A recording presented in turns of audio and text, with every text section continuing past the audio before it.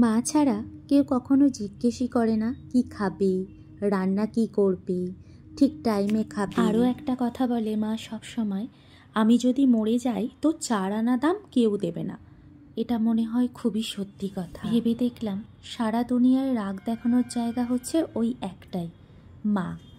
টাকা লাগবে, জুতো লাগবে, লোক আমায় মুখ করেছে, সে আমাকে উল্টোপাল্টা কথা বলেছে, মেজাজ দেখিয়েছে, বাজে কথা বলেছে, সব কিছুর প্রতিবাদ একমাত্র একজনই করে, সে হলো মা। আবার কেউ কেউ মনে করে আমি খুব হাসি খুশি থাকা মানুষ, কেউ ভাবে শান্তশিষ্ট, কেউ জানে প্রচণ্ড বদমেজাজি আমি, কেউ ভালোবাসে আমাকে, আবার কেউ প্রচণ্ড পরিমাণে আমার নাম শুনলেও আমাকে ঘেন্না করে। কেউ আমাকে আমার মতো করে বোঝে না, একমাত্র মা ছাড়া।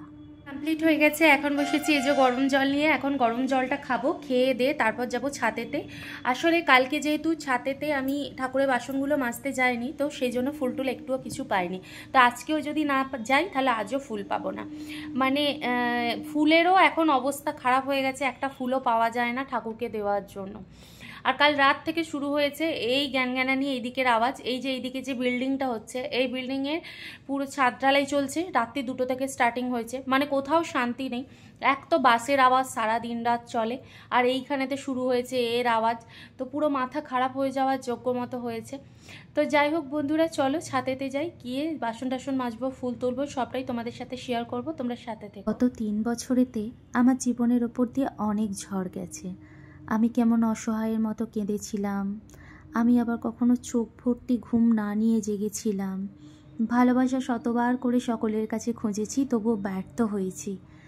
সব কিছুর পাশে একজনই দাঁড়িয়েছিল, সে হলো আমার মা। তো বারবার করে বলতো, কাউকে বিশ্বাস করিস না, কাউকে কাছে ডাকিস না, কাউকে কোনো কথা বলিস না, একমাত্র মা বাবা ছাড়া কারো মূল্য তোর কারো কাছে নেই, তোর মূল্য শুধুমাত্র আমাদের কাছেই অনেক বেশি।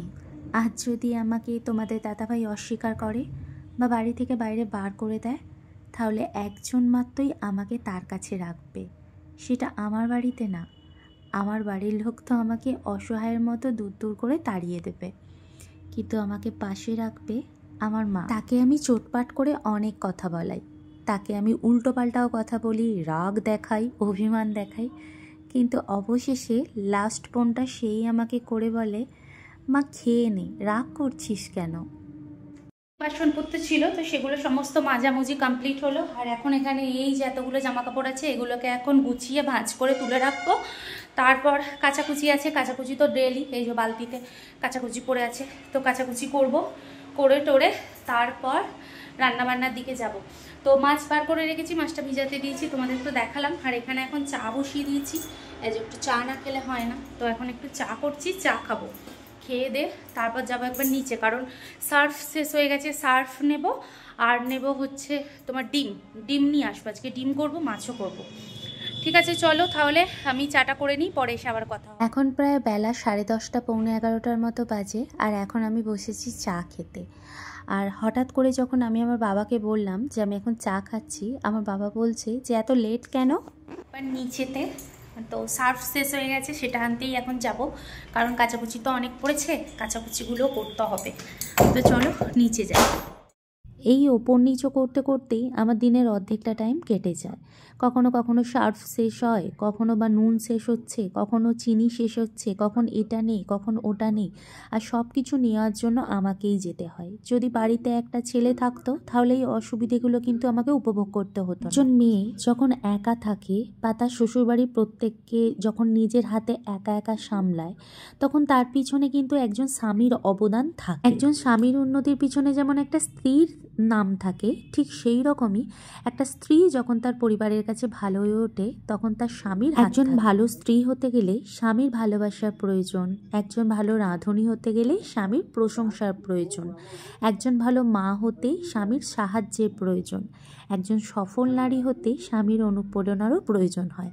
একজন সুখী নারী হতে শুধুমাত্র স্বামীর একটু যত্ন হলেই তাতে একটা মেয়ে অনেক সুখী হয়ে যায়। বিয়ের আগে মা বাবা আর বিয়ের পর স্বামী, এই দুটো মানুষ যদি একটা মেয়ের জীবনে থাকে, সেই মেয়েটা পৃথিবীর সমস্ত অসম্ভব কাজকেও চোখের নিমেষে সম্ভব করে তুলতে পারে। আজকে আমি রান্না করব শীতের সবজি দিয়ে মাছ।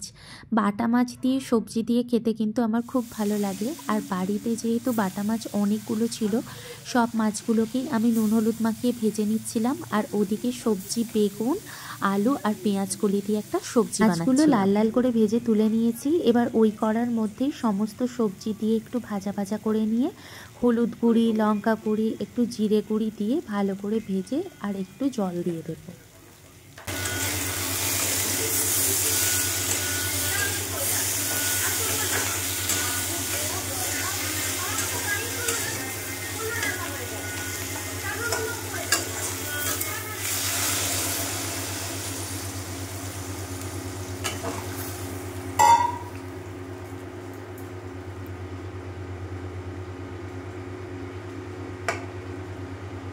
এখানে কিন্তু ঝোলের সবজিগুলো সমস্ত সিদ্ধ হয়ে গিয়েছিল। এবার ভেজে রাখা মাছগুলো কিন্তু আমি এবার দিয়ে দিলাম। এবার এটাকে ফোটাবো, কিন্তু তার আগে আমি পোস্ত এবং সর্ষে আর কাঁচা লঙ্কা একসঙ্গে বেটে রেখেছিলাম, সেই বাটাটা এর মধ্যে দিয়ে ভালো করে একটুখানি ফুটিয়ে শুকনো শুকনো করে তারপর নামিয়ে নেব। এইভাবে রান্না করে খেয়ে দেখো, খেতে কিন্তু খুব সুন্দর লাগে। স্নান করা কমপ্লিট হয়ে গেছে, রান্না বান্না, ঘর মোছা, বাসন মাজা সব কিছু পুরো কমপ্লিট, তার মধ্যে স্নানও কমপ্লিট। এখন করব পুজো। এই যে ঠাকুরের বাসন টাসন ধুয়ে আমি উল্টে রেখেছি, ফুল তোলা আছে, শুধুমাত্র পুজোটা করলেই তারপর খেতে বসতে পারবো। আর এখন ঘড়ি কাটায় 2:15 মতো বেজে গেছে। তো আজকে অনেকটা পরিমাণ লেট হয়ে গেছে, কারণ ওই নিচে গিয়েছিলাম সার্ফ কিনতে, তো সার্ফটা কিনে আনতে আনতেই তো অনেকটা লেট হয়ে গেল। সেই জন্যই হাঁকিয়ে আজকে আমার রান্না বান্না সব কিছুই কিন্তু লেট হলো করতে। তো চলো এখন পুজোটা করে নিই, অনেকটা বেলাও হয়ে গেছে। আর এদিকে গোপালকেও খেতে দিতে হবে, অনেকটা বেলা হয়ে যাওয়ার দরুন গোপালকেও খেতে দেওয়া হয়নি। তো আপাতত আজকে শরীরটা কিন্তু অনেক ভালো আছে। কালকে কিন্তু মাথার অনেক যন্ত্রণা হচ্ছিল, তোমরা ভিডিওতে দেখেছো। তো আজকে কিন্তু আমি যথেষ্ট পরিমাণ ভালো রয়েছি। তো চলো এখন হচ্ছে পুজোটা করি, পরে এসে কথা হবে।